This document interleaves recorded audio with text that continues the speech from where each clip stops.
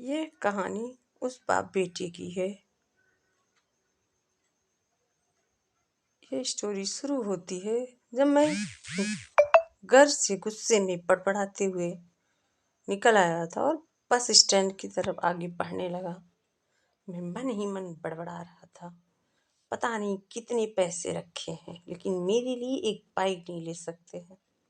अब मैं यहाँ से चला जाऊंगा और तब तक वापस नहीं आऊंगा जब तक मैं खुद के पैसे से एक बाइक नहीं खरीद लेता।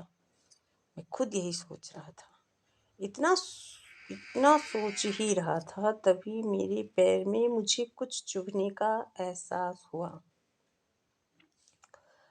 नीचे देखा तो समझ आया कि जल्दबाजी में पापा के जूते पहन आया हूँ।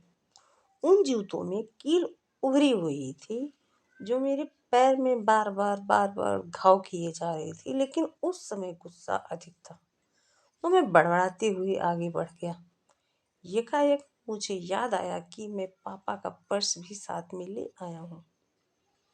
मेरे खुरापाते दिमाग में एक ख्याल आया, क्यों ना आज पापा का पर्स चेक किया जाए, जिसे आज तक उन्होंने किसी को हाथ तक नहीं लगाने दिया था। पता नहीं कौन सा खजाना छुपा है इस पर्स में, जो किसी को हाथ नहीं लगाने देते। जब जब मैंने पापा का वह पुराना पर्स खोलकर देखा, लेकिन पैसों की जगह पर एक डायरी रखी हुई थी। सोचा, ओह, तो यहाँ खजाना छुपा रखा है पापा ने। मैं समझ रहा था कि यहाँ पापा ने लिखा होगा कि किस से कितने पैसे लेने हैं और किसको कितने पैसे दिए हैं।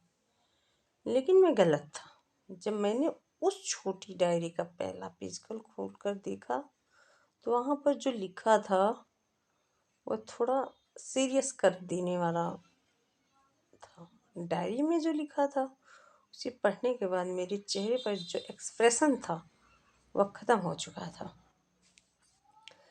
क्योंकि डायरी में वैसा कुछ नहीं था जैसा मैं सोच रहा था।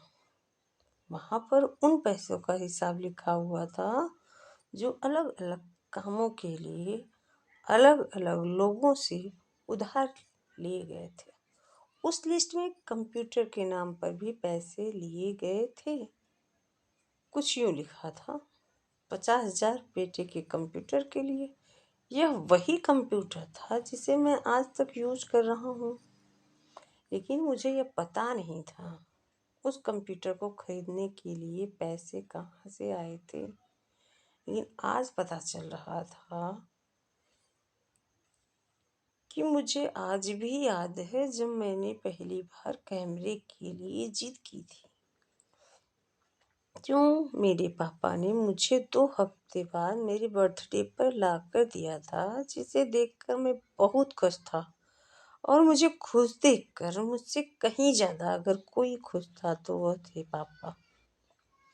अब मेरे चेहरे से गुस्सा एकदम गायब हो चुका था, और जब मैंने आगे का पन्ना पलटा तो वहाँ पर कुछ विशेष इच्छाएं लिखी हुई थी। पहली जो विश थी उसमें जो लिखा हुआ था, अच्छे जूते पहनना। यह बात मेरी कुछ समझ में नहीं आई। तभी मेरा पाँव अचानक सड़क पर भरे हुए पानी पर जा पड़ा। तभी मेरे पाँव में कुछ गीलापन होने का एहसास हुआ, और जब मैंने जूता उतार कर देखा तो उसका तला टूटा हुआ था। यह देखकर मुझे डायरी में लिखी बात याद आ गई। तभी मुझे माँ पापा की कई बातें भी याद आ रही थी कि कैसे माँ जब कहा करती थी पापा से, अब तो जूते पुराने हो गए, नए ले लीजिए, तो पापा अक्सर यह कहकर टाल दिया करते थे, अभी और चलेंगे, कुछ दिन पहले तो लिए थे। मुझे आज समझ आ रहा था कि कितने दिन और चलेंगे। साथ ही साथ यह भी समझ आ रहा था कि पापा पर्स को क्यों छुपा कर रखते थे। तभी उस डायरी को पढ़ते हुए बस स्टैंड पर पड़ी बेंच पर आकर बैठ गया। उस डायरी का आखिरी पन्ना बचा हुआ था। उस पन्ने को जब मैंने पलटकर वहाँ कल की डेट लिखी हुई थी, तारीख के नीचे लिखा हुआ था 50,000 रुपये बाइक के लिए। बस इतना पड़ा और दिमाग सन्न रह गया।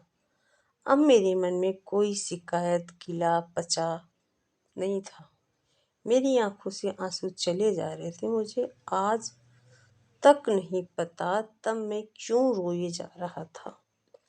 अब मैं जल्दी से घर की तरफ भागा, लेकिन जूतों की वकील पाँव में अब तक घाव बनाने में कामयाब हो चुकी थी। मैंने जूतों को रास्ते में फेंक दिया और भागते लड़खड़ाते घर जा पहुंचा, लेकिन पापा घर पर नहीं थे। मैं समझ गया वह कहाँ थे। मैं सीधा पास वाली बाइक एजेंसी की तरफ भागा। पता नहीं आज कहाँ से इतनी ताकत आ गई थी कि मैं भागते हुए थक नहीं रहा था, और वह भी बिना जूतों के नंगे पैर। जैसे तैसे मैं बाइक एजेंसी पर पहुंचा। पापा वहीं थे। मैंने पापा को दौड़कर गले लगा लिया और मेरी आंखों से आंसू रुकने का नाम ही नहीं ले रहे थे। पापा बेचारे कुछ समझ ही नहीं पा रहे थे कि हो क्या रहा है, और मैं रोए जा रहा था, रोए जा रहा था। बस आखिर हो क्या रहा है, मैं क्यों रो रहा हूँ। मैंने पापा से कहा मुझे मोटरसाइकिल नहीं चाहिए, आप अपने लिए जूते ले लीजिए। अब आज से मैं जो भी करूँगा अपनी मेहनत अपने बलबूते पर पढ़कर करूँगा। दोस्तों, कहानी समझ में आई हो तो बस like share subscribe. Thank you.